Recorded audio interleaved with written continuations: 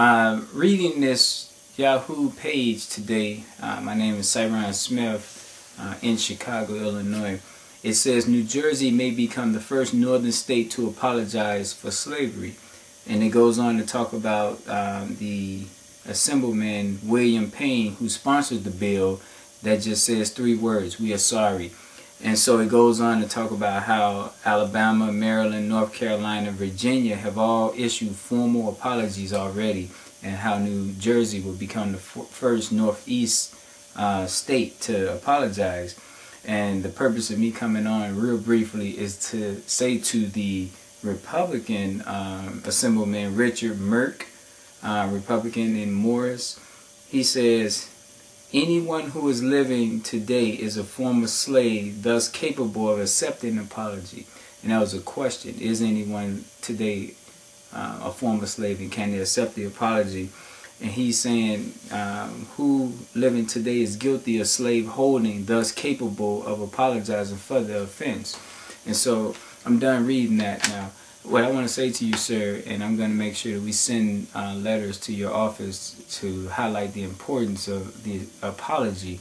When you look at what's happening in Black America, in all the urban centers across this United States of America, Black people are in some pretty challenging states, from HIV to the homicide rate to employment to lack of equality when getting paid, the educational system, the prison system. So you have to ask yourself, is it a curse to just this group of, this demographic of people, or is it something that's systemic, something that came from ripping people away from their homeland? When I look at the state of our community, what I see is lack of federal intervention.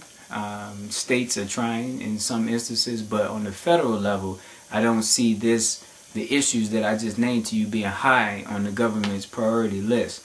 And I wouldn't dare say all Republicans, because I believe it's just a select few and not the masses.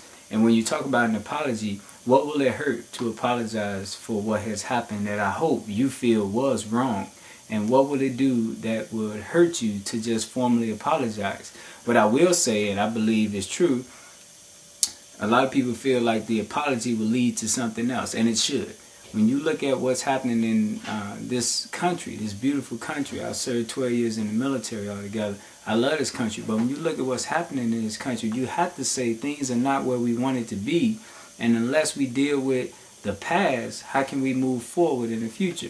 What happened in Gina is a key example of that this year in 2007. But let me say this to you real simply, since your point is that it wouldn't do any good.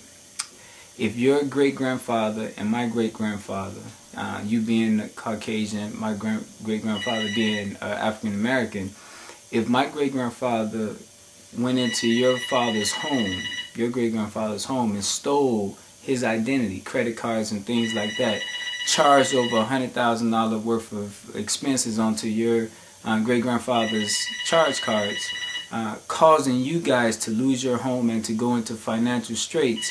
And on the other side, my great-grandfather took the money that he charged and started a successful business, and now they're both dead, and I'm living on the fruits of that labor from the business that he started.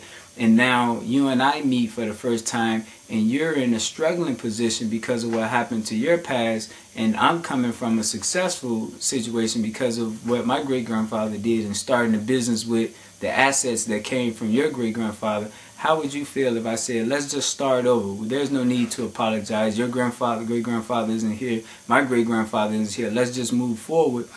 I don't think you'll be too open to just erase that without at least acknowledging the wrong of my great-grandfather stealing from your great-grandfather, and acknowledging the fact that there needs to be something done so that we can kind of make things equal. Because here I'm living good as a result of what my great-grandfather did, and you are not living as well because of what someone did to your great-grandfather. So I think that's the case when you look at what's happening in this country. A lot of people who are more stable had a great starting point, and a lot of people who are not stable, let's just say it's been generations passed down without stability there. So my number, if you want to call me, 773-760-3150. That's 773-760-3150, and this will be on YouTube, as well as I'll be talking to some of the leaders across the other states so that we can get all 50 states to apologize, which is something too simple for us not to do to begin this process of healing. Thank you.